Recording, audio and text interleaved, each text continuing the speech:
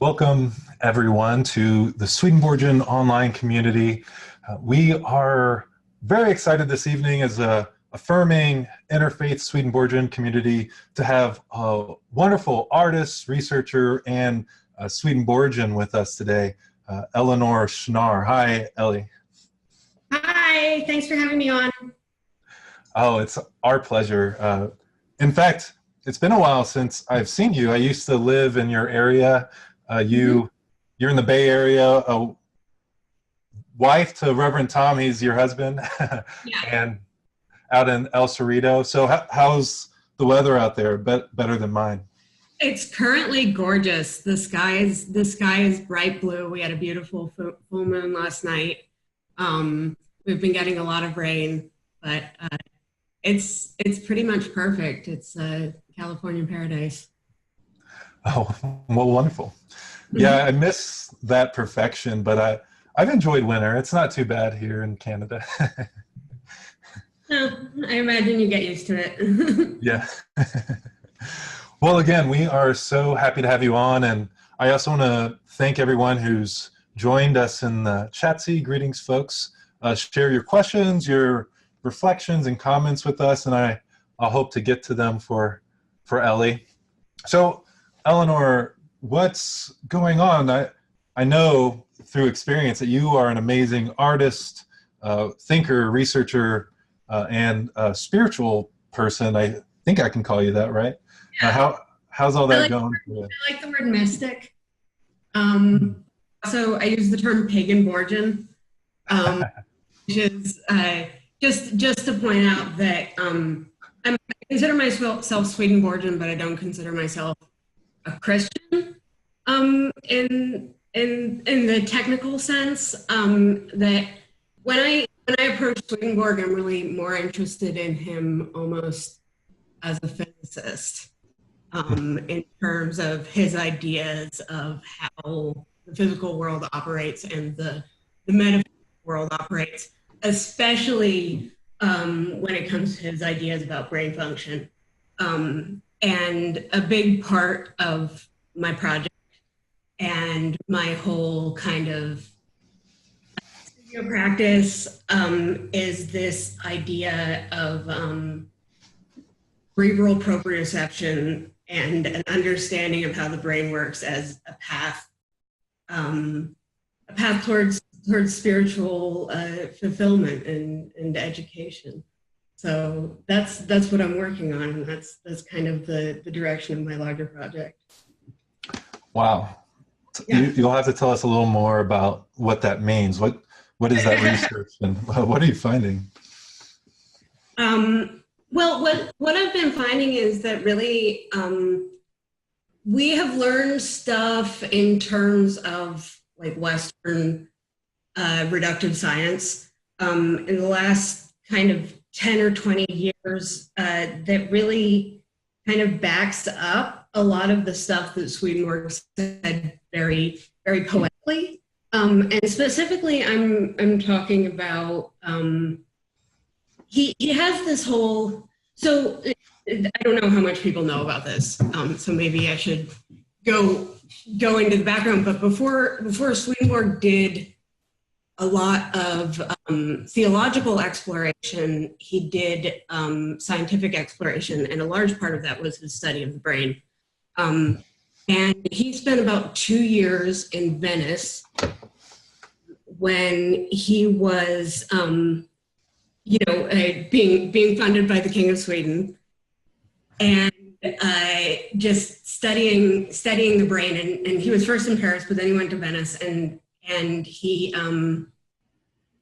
did this whole in-depth cognitive neuroscience study, essentially. And there's this book, which is in the other room, but it's about that thick, Cerebrum. And there's a lot of interesting stuff into it, but the thing that really catches my eye is this idea that the brain has essentially a vibratory functionality. And when we look at our current understanding, I'm going to screen share something. Oh, awesome.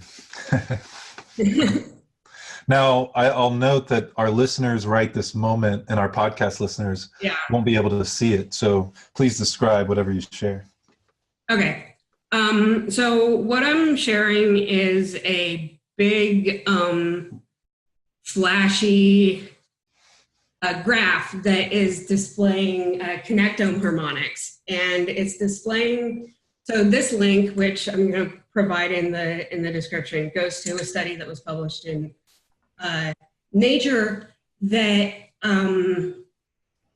describes how you can essentially plot out the harmonic networking in the human brain the same way you can in a pool of water or the Earth's magnetic field.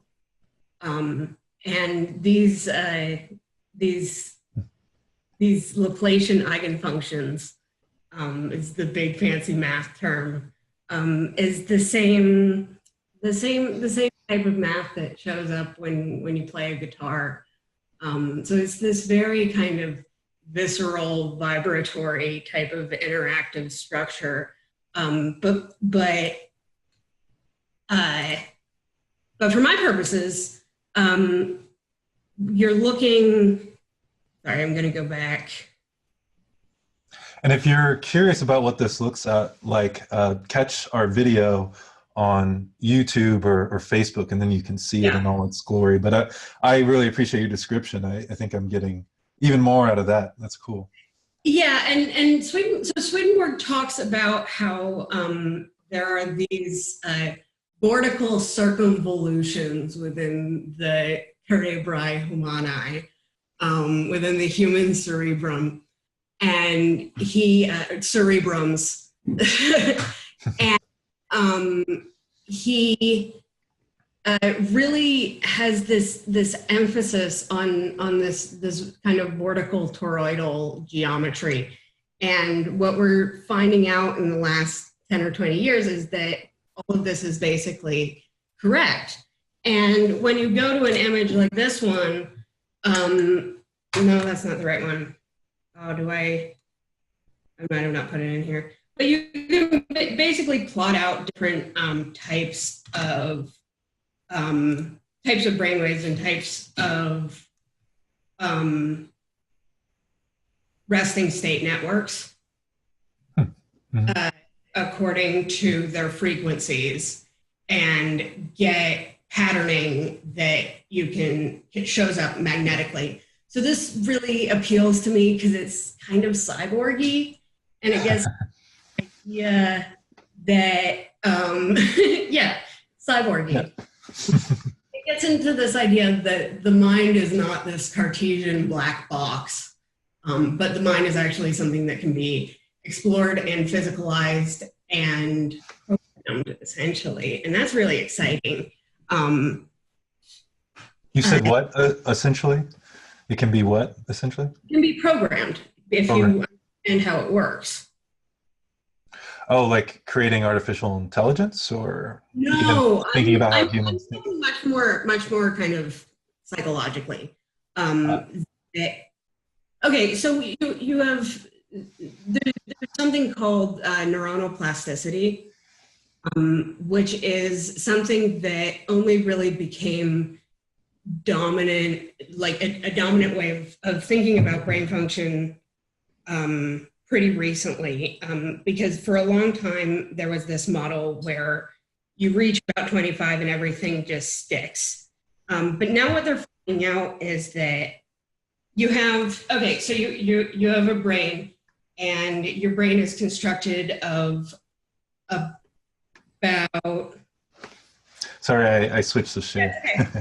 You have about 15% neurons and about 85% glial cells, which are called glial cells because it means glue. So this is kind of in between stuff. And for a very long time, we didn't know what they did. But what we've been finding out, because they're so small that it's very hard to kind of image them and get your head around them, and they're very complex and there's a lot of them.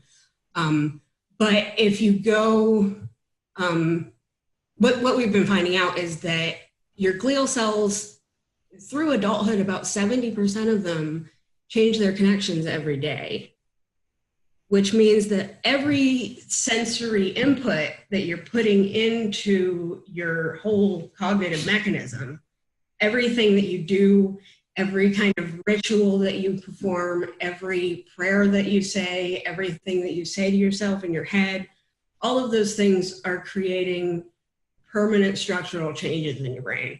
And they're permanently altering how your resting state connectome is working. And for me as an artist, this is a really, really important idea, because it means that when people are consuming art, in a way, they're literally consuming it. They're taking it in, and it's physiologically altering them through the interaction of their senses. And that's in a very powerful position.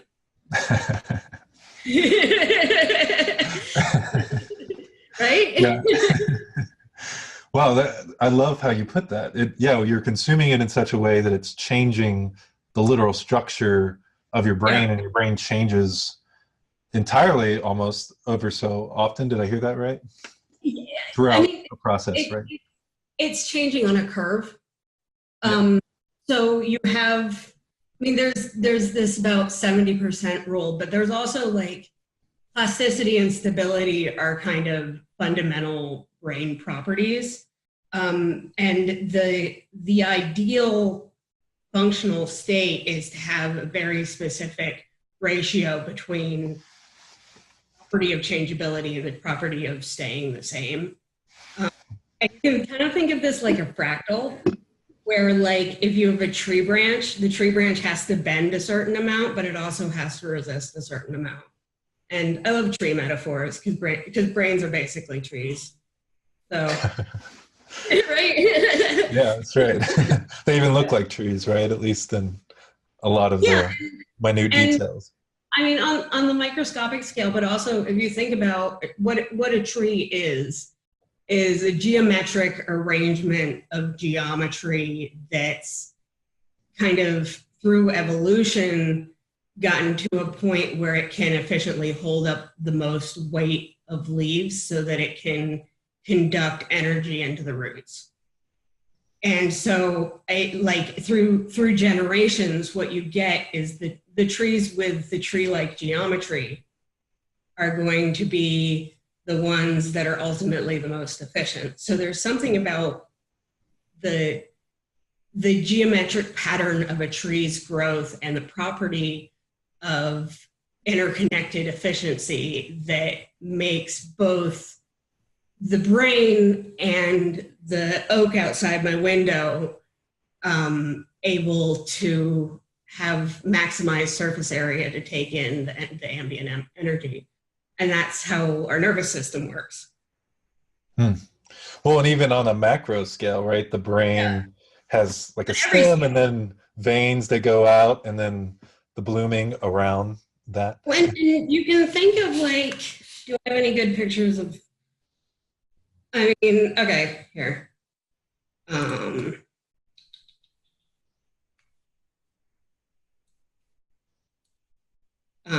So like this, and this is white matter tractography. And I have, so this is kind of the thicker, think of it as the kind of the primary branches in Yggdrasil. And you can see that there's this arrangement which allows energy to flow outward, and of course it's flowing into kind of the finer cortical layer.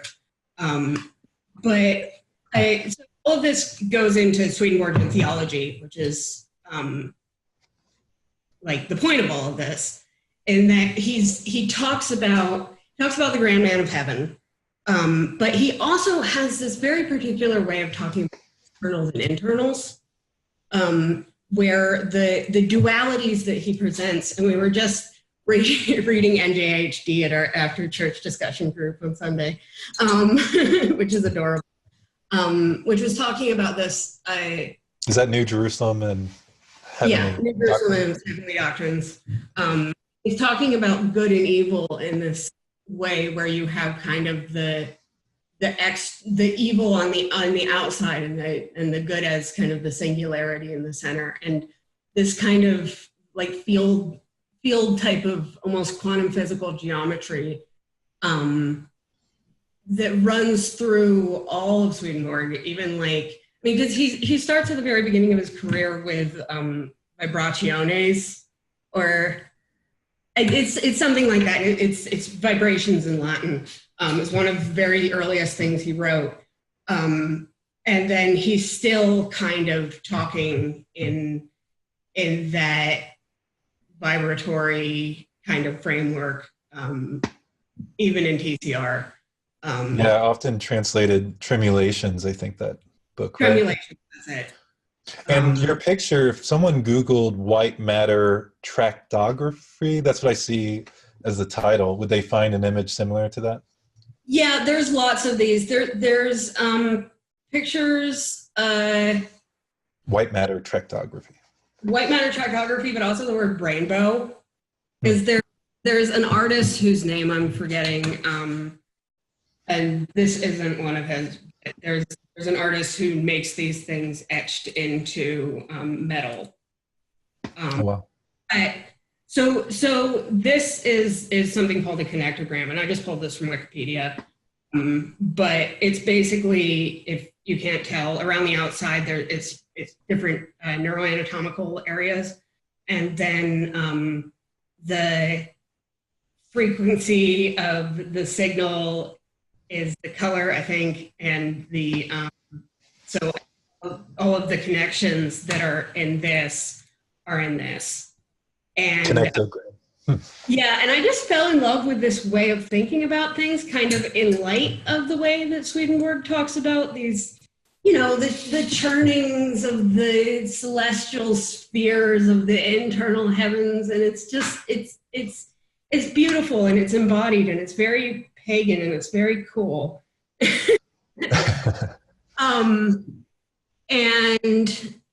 So those got me thinking about mandalas and this kind of radial geometry, and where this kind of radial geometry shows up in cultures. And so there's all of this math that you can do with the way that our visual cortex works. And I started kind of meditating on this. And if you look at, I mean, there's op art, which is kind of taking this at its most basic level, that, you know, there are certain patterns which will trigger your visual cortex in certain ways. And you can do this.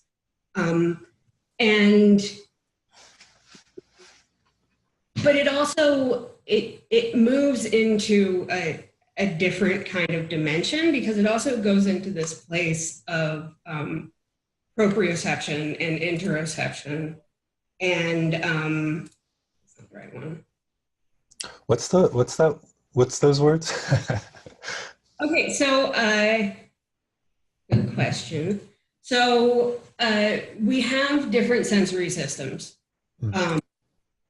And they're divided up in different ways, but one of our sensory systems is called the interoceptive system.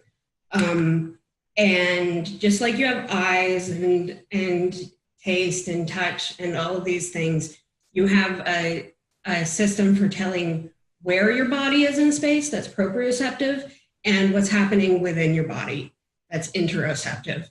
This is really interesting from a kind of Swedenborgian perspective, thinking about externals and internals, and how there's some kind of correlation between the spiritual and the internal. So this image, okay, this is your interoceptive system, and it goes to a part of your brain called your insula, which is right there. Kind of underneath the cortex. So again, we're talking about anatomical interiors. And this is a very kind of Swedenborgian way of thinking with correspondences.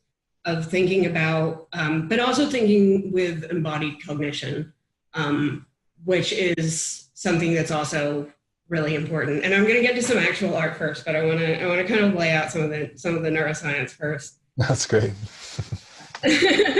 But this whole idea of the insular being related to the more interior heavens and the more interior and thus innocent and childlike and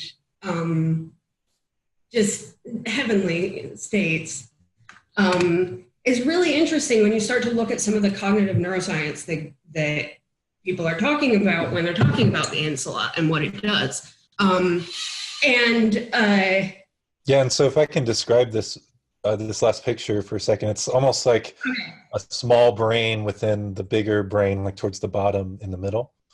Exactly. It's like you have you know what Swedenborg does? He uses the idea of a pomegranate. Think about a pomegranate, and when you open up a pomegranate, there are different.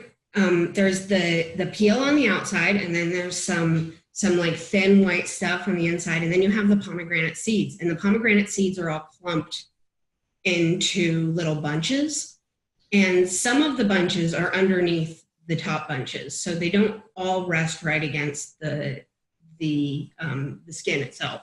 So the inner part, the inner layer of the seeds of your pomegranate are kind of your insula. It's that kind of area. So what are they finding about this area? So it's really important for our psychological and conscious interoception. So what we think of ourselves as people, what we think of our value in our society. And if you look at, so the image that I'm showing has it kind of isolated, and then it has labeled all the areas. So it goes to your prefrontal cortex, your cingulate cortex, which has to do with empathy, your amygdala, which has to do with fear, your hippocampus, which has to do with memory. And just, so it's this incredibly like an interwired part of the brain, but it's also a part of the brain that's a little bit older than some of the neocortex. I mean, we call it a neocortex because it's newer in the evolutionary scale. But the insula goes back to kind of like the dog level of consciousness, which to me, Swedenborgian says to the proprial level of consciousness, to say what's mine, what's really interior to me.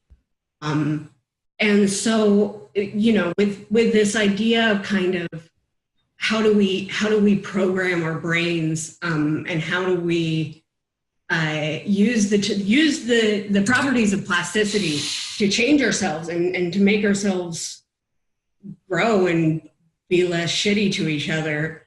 I think it's really important that we start, if we're taking it from a Swedenborgian perspective, paying attention to this insular interoceptive sense.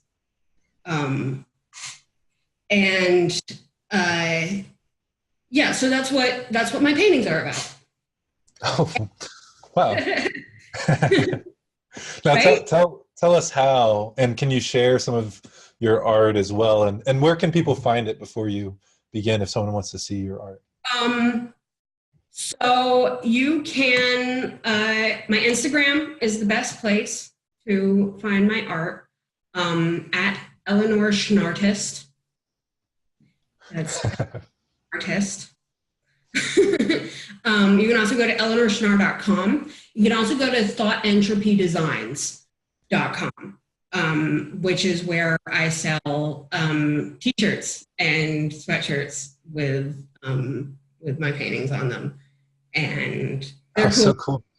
I follow your Instagram, but I didn't know about the t-shirts. Now I'm excited. Yeah, they're linked in a bunch of different places. And now I didn't have my art folder open, So I'm struggling to pretend I'm not No. trying to Well, as you find it, how would you say this kind of thinking and this exploration informs your art, and what does that illuminate in your purpose of creating art?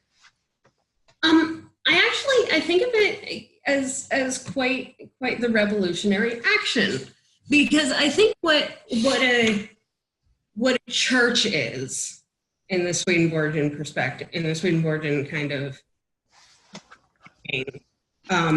is essentially a globally ordained, or globally with big scare quotes, ordained kind of theory of mind. That's like, this is how people should think. And it's some kind of rule that gets laid out that says this is how the universe operates, and this is kind of the ceiling of our possible thought. And I think it can be, you can be in a very kind of open-minded church, or you can be in a more kind of power-oriented church. And I think that a lot of what he's talking about when he's talking about this move from the state of the Christian church into the state of the new church, really a shift in how we think of ourselves, and how we think of ourselves relating to our environment. And I think an awareness of how the brain works gets into that level that a lot of people are afraid of, because they think that it requires some kind of authority to question your own thinking. For outside authorities, instead of going inward towards the infinite. And I use that phrase, acknowledging that there is this kind of friction in Swedenborgian theology about the love of self. And that's one of the big issues, because my favorite Swedenborg book is Rational Psychology, which I know is a little bit controversial, but when he was writing Rational Psychology, who was writing about the love of self as a great thing, and then it becomes the seed of sin later on. But there's this moment when, you know, the soul becomes anthropomorphized, and his soul becomes anthropomorphized and becomes this almost Kundalini-like figure that is a goddess coming out of himself. And, you know, I think that maybe spirituality is highly contextual. And when people have that kind of experience, they can end up paranoid schizophrenic, or, you know, in a lot of, you know, in horrible situations, because their society doesn't accept that they experience some part of themselves as divine. And I think that there's part of the new church that is getting back to a place where we can explore that idea and explore the divinity within the love of self without it getting out of control. And I think that there's a gentle femininity in the sanctity of nature that is maybe something that would have been called witchcraft in Swedenborg's day, because the last witch he killed at Salem was killed the year that he was born. And I think he had right to fear being labeled that way. But I'll note, and I love that insight. I'll note that in his description of God, if you really look at it, it's God is gender inclusive, right? We all, in all our variety, even in all our religions, can be part and within God. Yeah, it's interesting. Yeah, he might have been afraid of that. I think that, you know, there was, so he there's a part of the spiritual diary, which I can't pull the quote just out of my head, By the way, how much time do we have? Half an hour to an hour, depending on how long we want to go. There's a part of the spiritual diary, and I don't remember the exact number, but where he is struggling to describe the horror that he witnesses when he looks into hell. And he says that the only thing that he can think of is that's as horrible as what he's seeing is the way that the Spaniards were treating natives in the New World. And I'll note, like, when he looks at hell, he describes it as people creating hellish space and choosing to be there and do that because they love it so deeply. In heaven and hell. This isn't in heaven and hell, though. This is a vision in the spiritual diary. It's really about him witnessing the horror of someone's suffering and trying to come up with an earthly equivalent. So it's I think there's kind of two different ways that he talks, because there's a theologian voice and there's a visionary voice. And a lot of the times, like, you know, his description of hell is, you know, this guy was sitting in a pit of urine. And, you know, so it's not imaginary suffering.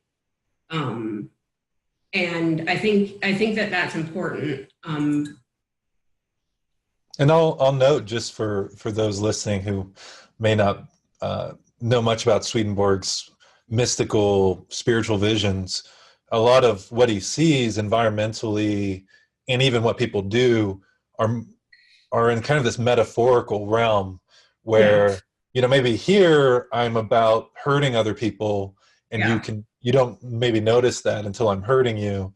But in the spiritual realm, I'm in an environment that reflects this motive of dominating or hurting. And it's often something weird and sick. So what is the hell of white colonial genocide? Well, if someone's oriented towards white colonial, well, I'm just asking, kind of rhetorically, that you know, what he's identifying as hell is, you know, the capacity of humans to go across the earth destroying, is this suicidal impulse, that, you know, that hell is the suffering of brown people on the other side of the world. And I found that really impactful, that he was very aware of the evils of the dominion of his own culture. And you know, I was so struck by that passage, and that kind of that description, because it's true, because hell is here just as much as heaven is here. That hell is, you know, hell is not having health insurance. Yeah, we often create a hell for others, don't we? And we mythologize hell and kind of say that hell's outside of us, and hell's this metaphor. But hell is also the day-to-day suffering of real humans in the world. And so I think that there's, you know, there's that D.T. Suzuki quote where he's like, "This spoon is now in heaven." You know that one? This what is now in heaven? So someone asked D.T. Suzuki why he liked Swedenborg, and he picked up a spoon off the table and he said, "This spoon is now in heaven. This coffee stirrer right now in heaven." And, you know, the same thing is true of every level of spiritual reality is right now we exist in both heaven and hell. And for some reason, there's something about going into the anatomical internals, which for me makes that a more relatable kind of sentiment. And that's kind of the appeal of this whole idea of connectome harmonics, and idea of kind of modeling the brain not necessarily mathematically, but algebraically. And let's look at smart. And I want to note that, yeah, when I think of Swedenborgian spirituality, when he talks about all these spiritual realms being metaphorical, I actually think of that as more real often than what we see externally, because what he's talking about is describing our hearts, describing our pain and what we go through.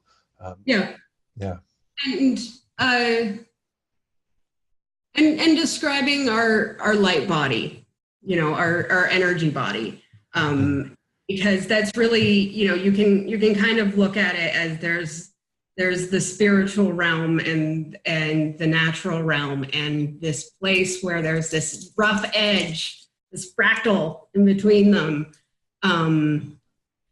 That's the place where all the energy is. That's the place where all the action is. It's not yin or yang. It's the line in between. That's cool. Yeah. On the flip side of what I said, and to your point, I think there's a reason why his book Heaven and Hell only has a small part at the end that's hell, because it's so illuminating and beautiful to explore the positive metaphors, or even just the positivity in our spirit and around us, the divinity within and around us, and kind of the call to uplift that in so many different ways, which I think you try to do in your art. Yeah, and that's exactly what. So these are my brain maps, and this is kind of my most recent project that we're looking at right now for those who have video capabilities. But basically, Swedenborg has this thing about interoception and the interoception of the brain and these different functions, and kind of thinking of the brain as a pool of water, and thinking of my own neuroanatomy, and meditating upon that, and kind of trying to synthesize all of those into kind of a language, but not a language that exists within like a binary structure, but a language that, are you there, Cory? All right. But a language that all at once, that doesn't require time, that kind of exists in a quantum scale, where the perception of the viewer and the systemic entropy of the perception of the viewer is taken into account when the image is made. And so if we go back to looking at this one. So this is the visual field over on the left, and the striate cortex, which is the primary visual cortex, is on the right. And what I'm trying to do is to take advantage of the way that this information shifts into this information, and kind of hold the viewer in this place where they become aware of their own process of seeing. And I call that cortical space, which is basically where we get ourselves back to the direct perception of our cerebral reality, which I think has an analog to the celestial proprium. Wow, these are really beautiful. I suggest those listening find Eleanor Schnarr on Instagram. Yeah. It's pretty amazing. Yeah, so you're using your knowledge of human brain, and that's informing, and how people see and perceive, and that's informing your art. And it sounds like you're trying to encourage some reflective thinking, and I think Yeah, that's and into the it's present, right? psychedelic. It's psychedelic in the most classical sense. 'Cause if you look to, I think it was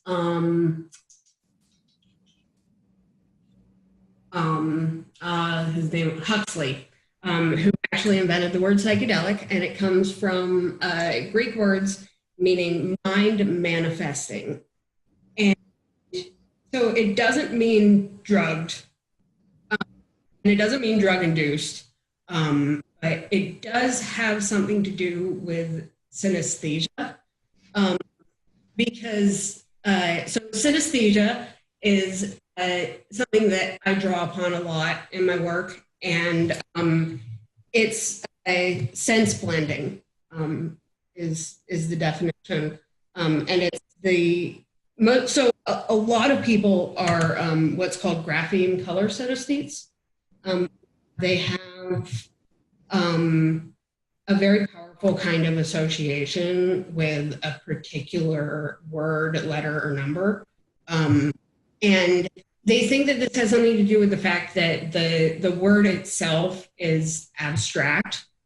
And so in order to pin it down to something less abstract, your brain associates it with whatever cortical tissue is closest.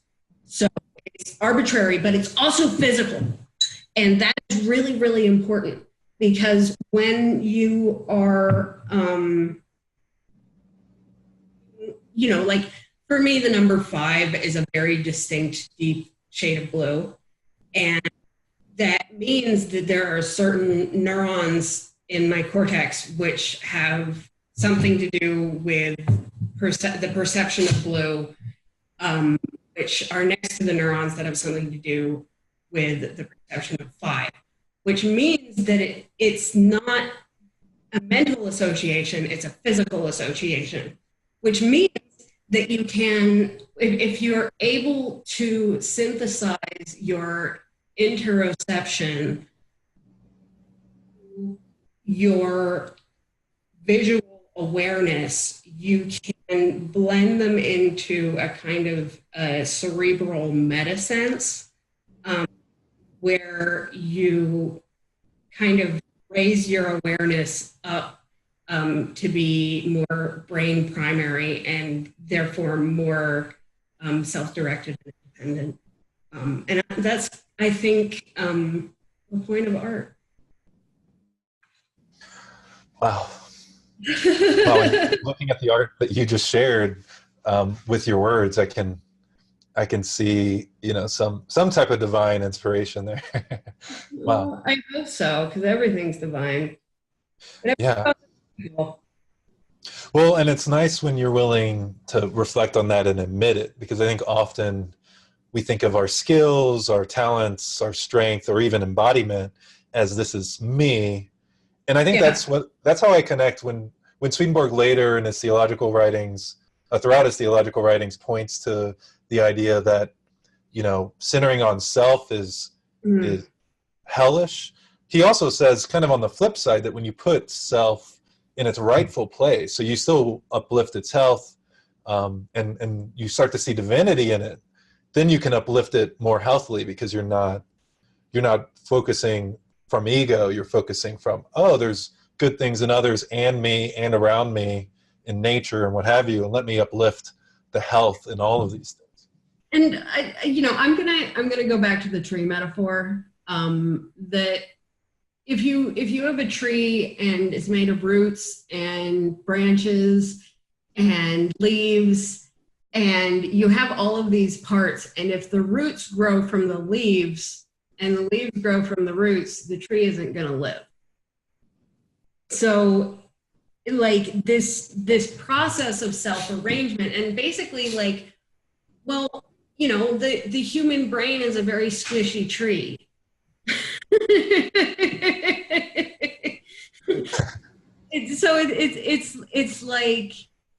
It's like all of these kind of layered geometric fractal properties moving out from the center. And if you don't have principles of harmonic layering, which are brought about by how you live your life, you're going to have disorder in the system. And so, I think about this, and I'm really, I'm suddenly relating Swedenborg a lot more to like Nordic pagan cosmology, and this idea of this image of Yggdrasil, which is the Nordic world ash, as being kind of an image of the mind, or a metaphor for the mind as it reaches out from the point of observation into the world. And I'm seeing how that metaphor kind of grew up into the physical dynamical systems and languages that we get in Swedenborg, we get in Newton, we get in Einstein, we get in Maxwell, and it suddenly I'm thinking about Western philosophy and Western science as just a really arrogant form of mythology. And I'm okay with that, because I think what mythology is for is a way that we can self-program, and a way that we can tell ourselves stories about the way the universe works, which ultimately change the way our brains think our brains work, because our brains are the universe to our brains. And just kind of going into the neuroanatomical level and the scientific and the physicalist level, it's just so much more satisfying than like some kind of Lutheran theology. And so that's why I love Swedenborg, is that he had he had quantum field theory, while Isaac Newton was basically alive. Yeah, for those who don't know, Swedenborg was an 18th century scientist turned mystic theologian. Well, and I'm reminded of this study I saw years ago. I forget the school it's out of, but it was a supercomputer study, San Jose something or other, and they put in like kind of the macro elements or descriptions, maybe mathematical descriptions of how the universe seems to work. And then they were just looking for correlations, and they weren't sure what they were going to find. They just kind of fed it research, I guess. And they found really quickly, they said they were surprised at how quickly they found this extremely highly significant correlation with how the universe works with what they had inputted about the brain according to whatever research they had. I thought that was fascinating. They're both just complex systems. Mm-hmm. Like, I think that, there are scale-free properties that arise when systems become complex enough. And I think, looking into an understanding chaos theory was something that was actually hugely spiritually transformative for me. And I think that could sound kind of basic, but it's just this idea of fractal. And so there's this story where they, for some reason, wanted to know, and back in the 80s, wanted to know the length of the coastline of England. And in order to do this, they went around and they realized that you could measure the coastline of England in such a way that you measure it so accurately that it becomes infinite.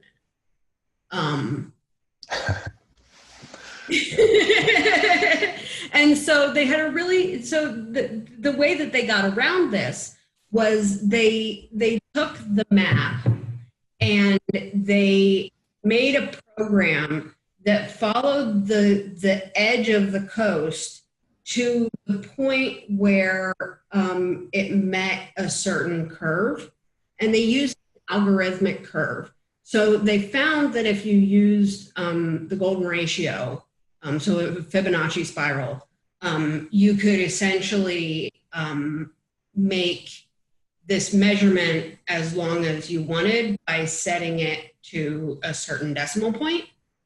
And this is a really good way of thinking about consciousness, because I think what language operates as in our conscious awareness is a kind of it's an attractor, but it's a point that we set our decimal point to. That we kind of agree with ourselves and we agree with society that we're going to break down information to a certain level and then leave it. Because if it becomes more complex, you start becoming autistic or schizophrenic, and you have these, mental disorders, scare quotes, where you lose the ability to communicate with your society. And I mean, that's something that I've certainly struggled with at times, but I also think that it's not necessarily a good thing to program yourself according to society, because humans kind of suck. Really often suck. So there's this idea of the world ash, and of the world tree, and of God as a kind of geometric principle, which shows up in different scales throughout creation. And I think that you can go within yourself to find smaller scales of information. And I think that's where spirituality is hiding. Yeah, I really appreciate you sharing what you just did. And I want to keep community in my purview. And there's a few awesome comments. Cool. Albert says, art can be very powerful. I wrote a poetic piece for a church, and for weeks church leaders referred to it with awe. Another poem I wrote was supposedly actually prayed to by a lady who is an ex-addict. Art and poetry can have surprisingly huge effects on people. Mm-hmm. Yeah, what's your take on that? It sounds like you'd be right on board. So going back into this Nordic theme, there's the myth of the mead of poetry, where Odin, who is the All-Father and the god of wisdom, goes and he steals the mead of poetry from a frost giant, and he turns himself into an eagle as he's flying away, and he grabs this, I guess it's a wineskin, but he's holding it in his claws, and the mead of poetry drips down onto the land, and wherever it falls, a poet is born. And so there's this idea of poetry as substance, and of poetry as kind of a substantial, essential, and potent force within nature.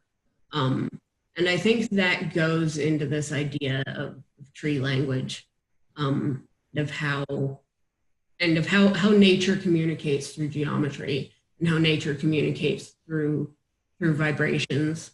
And I think, because really what's the difference between poetry and prose? The difference between poetry and prose has something to do with the rhythm, and it has something to do with the spacing of the words. And that's very important, because our awareness of rhythm at a very slow scale, I think allows us to be aware of rhythms on a more subtle scale, and on a more internal and nonverbal scale. And just the fact that like your heartbeat and your breath all sync up to your awareness. And you know, there's so good old Sweetie Bears is known for discovering what the pituitary gland does. And I love that nickname for Swedenborg, Sweetie Bears. Yeah. Is he really known for that? I know he's known for a number of discoveries, things that we don't really appreciate yet. I don't know if he's known for it, but he did discover what the pituitary gland does. And it's interesting because Descartes was all about the pineal gland, and which is associated with your visual systems and your sleep-wake cycles. It's the geometric center of your brain. And Swedenborg is interested in the pituitary gland, which is associated with growth cycles and is close to your nose and moves up and down quite a bit when you breathe. And that was something that he thought was really interesting. And Descartes thought that your ventricles were filled with air, which is why they're called ventricles, which they're not. They're filled with cerebrospinal fluid. And so Swedenborg was a little bit ahead of him on that one. But anyways, there's this whole idea of tree growth and projection into the future, and poetry, and kind of how we structure ourselves in a context that's extra generational, and how do we situate ourselves relationally in terms of our familial and tribal and religious identities. And I think all of that has to do with poetry, which is why it's such an incredible act of violence when you destroy a culture's poetry. And I think that most of the conflict in the world and most of like history is driven by poetry. The Bible is poetry. The Quran is poetry. Muhammad was just a poet. And so perhaps an inspired poet. Yeah, no, and I think all poets are inspired. And you know, to trivialize it and to think of it as something that's childish or romantic or, you know, immature, is to undervalue one of the most powerful substances in nature. Yeah. That's beautiful. Poetry. Yeah. Well, it's funny because I just have some backup props just in case I wanted to use them. And one of them was I wanted to ask if you know of this William Blake tarot deck. And I mentioned, you love William Blake? Yeah. Yeah. So I just have one thing to say about it, and then I want to get your reaction. Awesome. William Blake, of course, inspired by Swedenborg, wrote about Swedenborg. Yeah, and then I pulled these 4 cards as like examples for people. And you know, this very first one here, I reshuffled them, but it's the 5 of poetry. Excellent. Yeah, now, what's that? Is it a dark? Is it a dark blue 5? Is it a dark? Yeah, because my synesthesia, I have dark blue 5s. So is it the dark? Oh, that's right. Well, the 5 isn't blue, but the sky, which is kind of lovely. Yeah. That's awesome. And it says it's called Strife, 5 of poetry, and it says, and this is from William Blake. You can look at William Blake's art online. Thou art a man, God is no more. Thy own humanity learn to adore. For that is my spirit of life. Awake, arise to spiritual strife. Yes. Love it. Sorry for going on about that, but I'm curious, what do artists like William Blake inspire you, and how do you Yeah, find? Yeah. I love William Blake. He works in a different medium than me. He does a lot of prints, but I've always been very influenced by his idea of figuration, and he has this very strong kind of gestural, kind of sinuous quality to his line making, and yeah, I think probably the biggest influence for me overall has been the stained glass and Bernathen. Oh wow. And yeah. Here, just going back to these. And I'll mention to our listeners, Bryn Athyn is kind of the hub of, right. dare I say, the more conservative Swedenborgian denomination. Yeah, and I was raised there, and it's a beautiful place to grow up.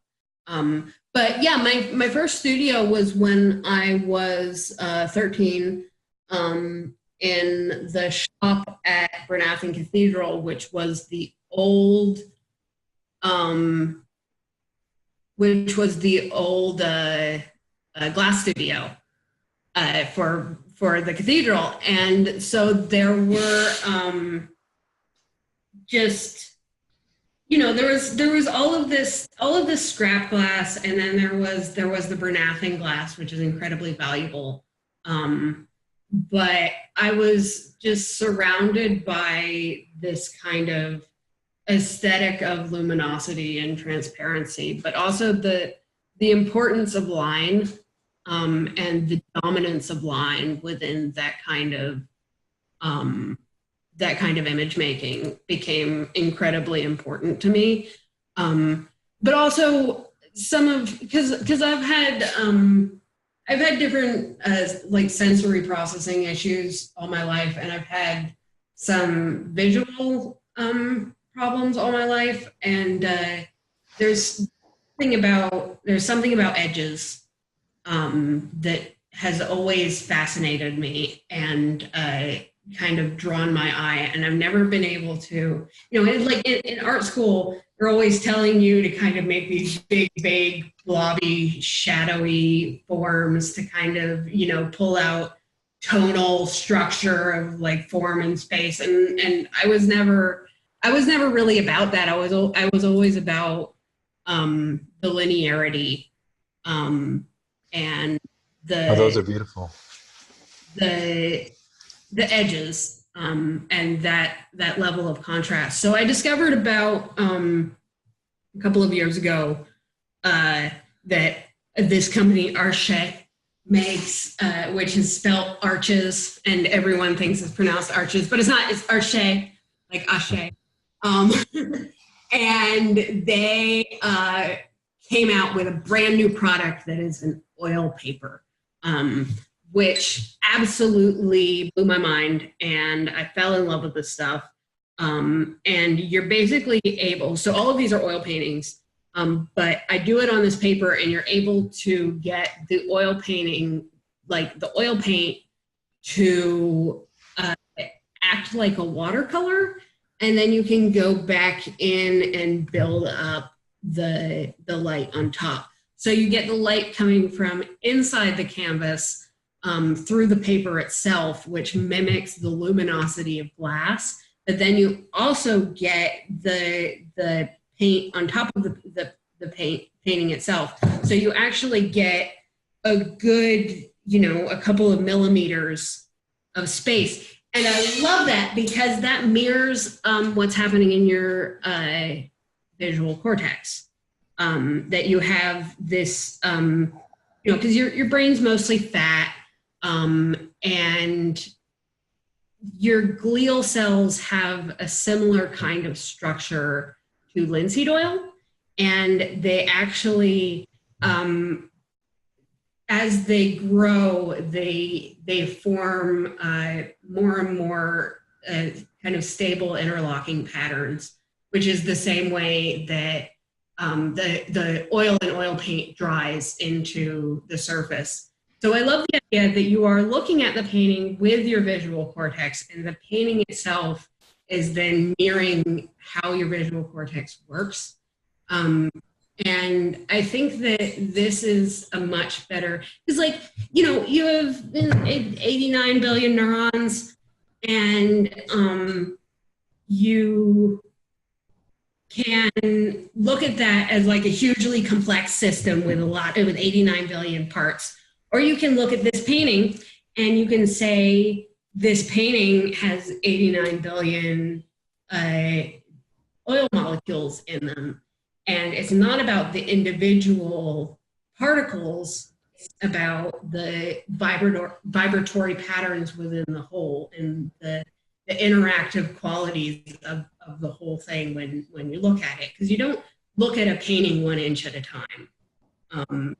You look at a painting and you strike it with your eyes the same way you strike a drum with your hands.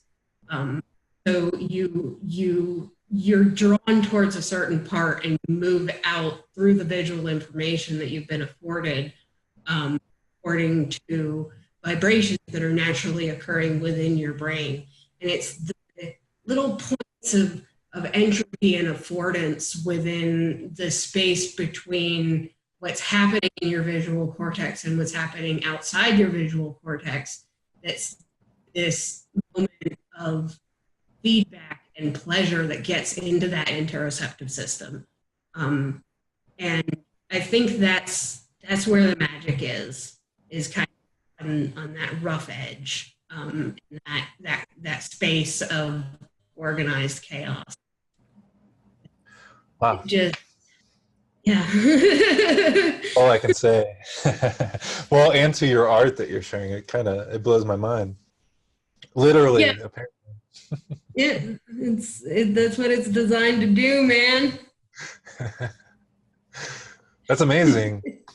Well, and what's like your motive for all this? How are you drawn to this type of inspiration? And it seems like I can name something, but I want to hear what you have to say. Well, so I had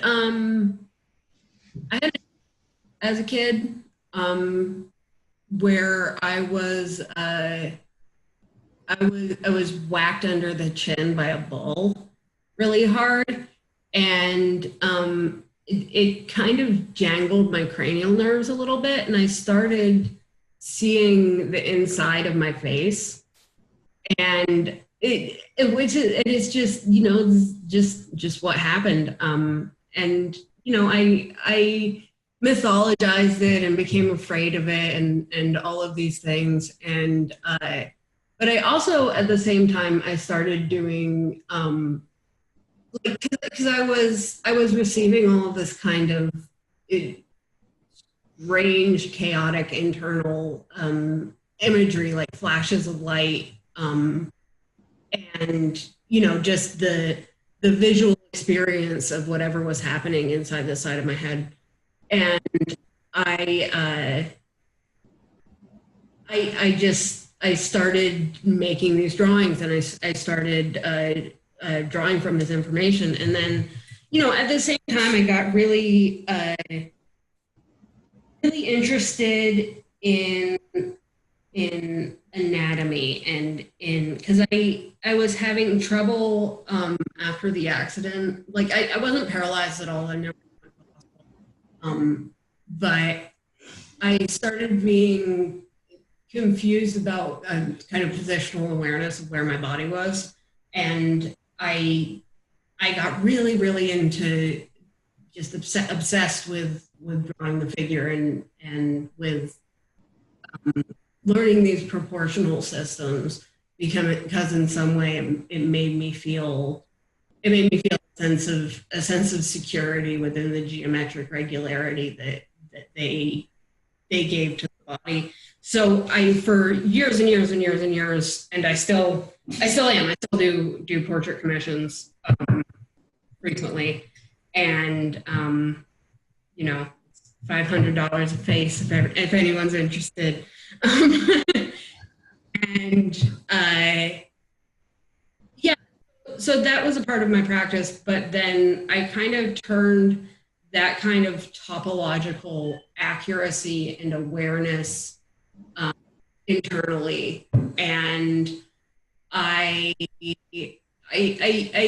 first started off by just drawing into my body, and then I started learning more and more about neuroscience and started kind of turning this awareness very intentionally into my brain physically, speaking to explore that part of my body as part of my body, because I think the way that we mythologize the brain and corporealize the brain and make it into this thing that you're not meant to talk about it because it's too complicated is really messed up. And I think that it's oppressive, and I think that we should form a language of interoception, which will ultimately it is a spiritual language. And Swedenborg talks about this. He talks about the vortical motion of the inmost things. And there's kind of like, well, is he talking about DNA? Because he really goes into this vortex form and this sense of the anima, the soul, exists as a physical force which conducts information flow through the cortex and kind of determines the eigenvalues of these Laplacian graphs. But it ends up looking like this, because I'm not very good at equations, and I don't really understand equations, but I can understand the body, and I can understand and I can understand my own body from the inside. Oh, wow. And just for visual sake, will you close your share for a second, if you can? Yeah. I'm not seeing your video. I want to make sure people will be able to see you. Well, that's amazing. Yeah. Well, I feel like... Oh, it froze. Are you frozen? I can still hear you, so I think the audio is still running. Just give it a minute. Yeah, if you hit stop video at the bottom. Yeah, the application isn't responding. Oh, it's not responding. I can hear you, so I think they can hear you. I can hear you, so just give my computer a minute. Well, maybe that's a sign, and we'll get to end on one of your beautiful pieces of art for those viewing it. But I just want to thank you for that reflection. I feel like I could say you're really onto something, but it sounds too cliche. I feel like, again, that your reflection is really beautiful, wonderful, wise, and inspired, and it's led to some wonderful art and insight, Ellie. So thank you very much for sharing it. And it seems like we might have lost you on audio too, so I'm sorry about that. But with that, I want to thank you all for sharing in the chat see as well. I know there's a number of comments I wasn't able to get to, but I'll share your comments with Ellie, and maybe she'll send you a response. And all in all, I just have to thank you all for your insight and wisdom as well. And thanks again to our wonderful guest. We are quite honored by her presence, and go forth with artistry, poetry on the mind, maybe a little more insight into your own thinking and your brain, and use it to uplift other people where you meet them, and know that you are quite loved. Bye.